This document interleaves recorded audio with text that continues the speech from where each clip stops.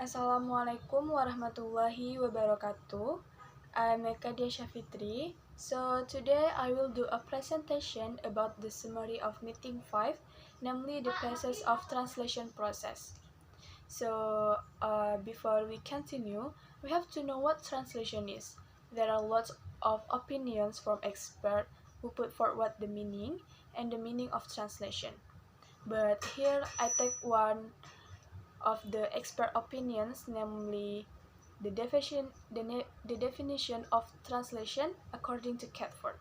Catford says that translation is the replacement of textual material in one language by equivalent textual material in another language. Where in bahasa, pengertian Catford ini cukup luas karena mengandung dua ungkapan penting yang memerlukan penjelasan, yaitu tekstual material dan ekuivalen. The first step towards an examination of the process of translation must be to accept that, although the translation has a central core of linguistic activity, it belongs most properly to semiotics, the science that studies signs, system or structure, sign process and sign function.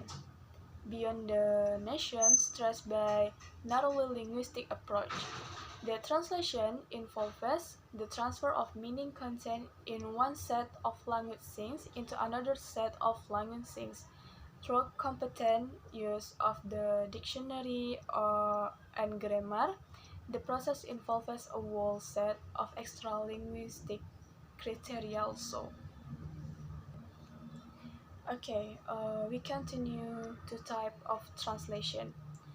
In the article on linguistic aspect of translation, Roman Jacobson distinguished three types of translation. 1. Intralingual translation or rewording, an interpretation of verbal things by means of other things in the same language. 2. Interlingual translation or translation proper are interpretation of verbal signs by means of some other language. 3. Intersemiotic translation or transmutation, and interpretation of verbal signs by means of signs of nonverbal sign system.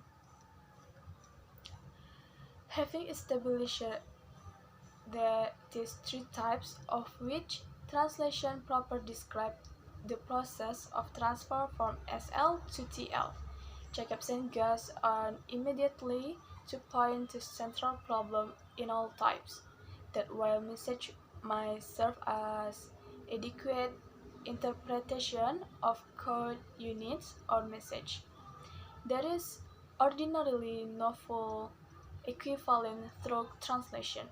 Even apart synonyms does not yield equivalence, and Jacobson show how interlingual translation often has to resort to a combination of code units in order to fully interpret the meaning of a single unit. Hence, a dictionary of so-called synonyms might give perfect as a synonym for ideal or vehicle a synonym for convenience, culture bond. Hence, a dictionary of so-called synonym may give perfect as a synonym for ideal or vehicle as a synonym for convenience, but in neither case can there be said to be complete equivalence, since each unit contains within itself a set of non-transferable association and connotation. The translation of idiom takes us a stage further in considering the question of meaning and translation. For idiom, like puns, are culture bound. The Italian idiom "minor il camper" provides a good example of the kind of shift that takes place in the translation process. Eugenida is a rich source of information about the problems of loss in translation, in particular about the difficulties encountered by the translator when faced with terms or concepts in the SL to do not exist in the TL. He cited the case of Quechua, a language of southern Venezuela, where there is little trouble in finding satisfactory terms for the English murder, styling, lying, etc., but where the term for good, bad, ugly, and beautiful cover a very different area of meaning. And as an example, he points out the Quechua does not follow a dichotomous classification of good and bad, but a trichotomous one as follows. 1. Good includes desirable food, killing enemies, chewing dub in moderation, putting fire to one's wives to each here to obey, and stealing from anyone not belong to the same band. 2. Bad includes rotten fruit, and objects with a blemish, murdering a person of the same band, stealing from a member of the extended family, and lying to anyone. 3.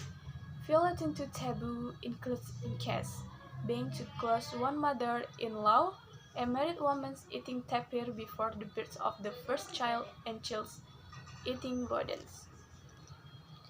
Many translator experts tell about strategy translation quality assessment. In this study, several will present translation quality assessment strategy that can be used in integrated manner or separately according to the type of the text being translated or intended.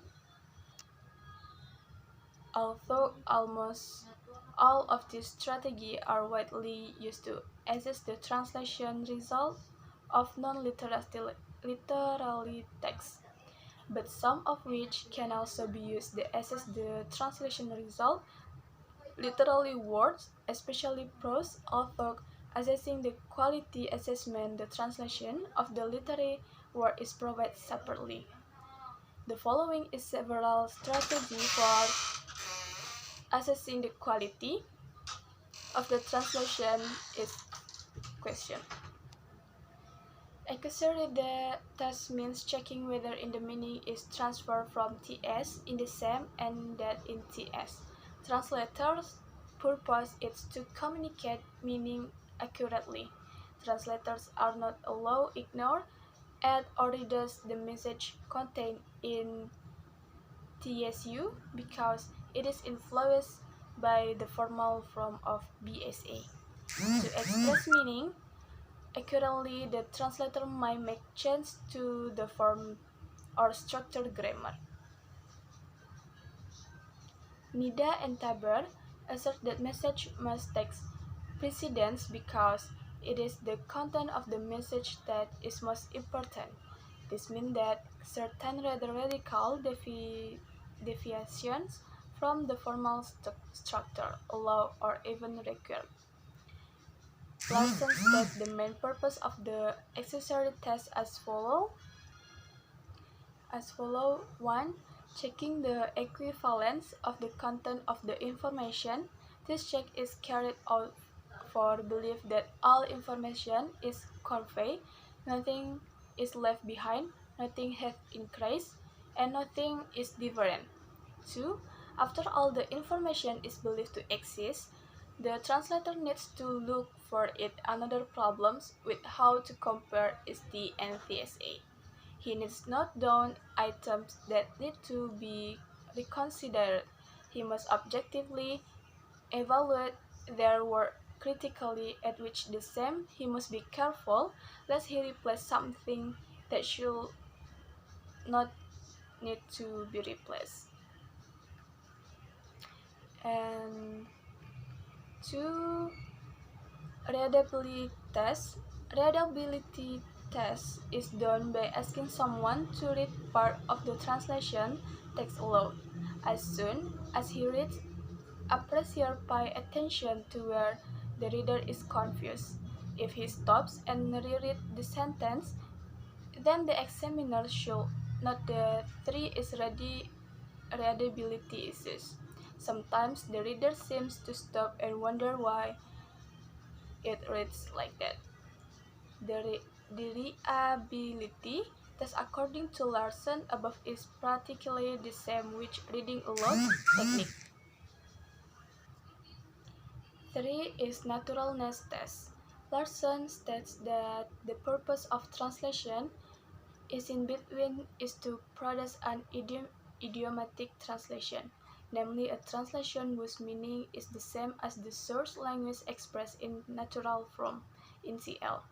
Therefore, the purpose of the naturalness test itself is to see whether the form of the translation is natural, is appropriate with the TL style or not. The fairness test must be carried out by appraisers who have read its entire translation and make comment and suggestion where necessary. Appraisers must be focused on the level of fairness and try how improve the naturalness and style of language in translation. 4. Comprehension testing. Newmark suggests that the comprehension test is done to find out whether a translation product can be understood correctly by TL speakers or no.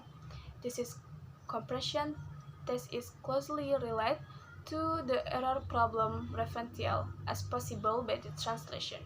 Referential error is a fallacy concerning facts, the real world, and proposition, isn't it, regarding words. 5. Consistency checks. Consistency check is a very necessary in matters that are technical. Duff asserts that there are no fixed rules about how best to expression. However, it can be noted that there are some drawbacks that should be avoided.